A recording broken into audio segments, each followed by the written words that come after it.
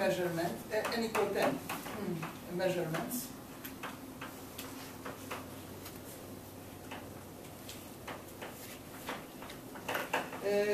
Consists of the following values.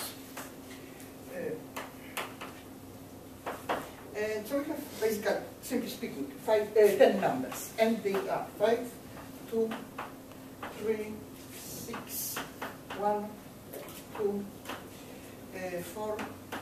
If they are ordered, it is a little easier to handle them because they are kind of given not in an order, or they are not in order, but we are still able to draw a dot plot. So what should be done? Draw a dot plot for this data set.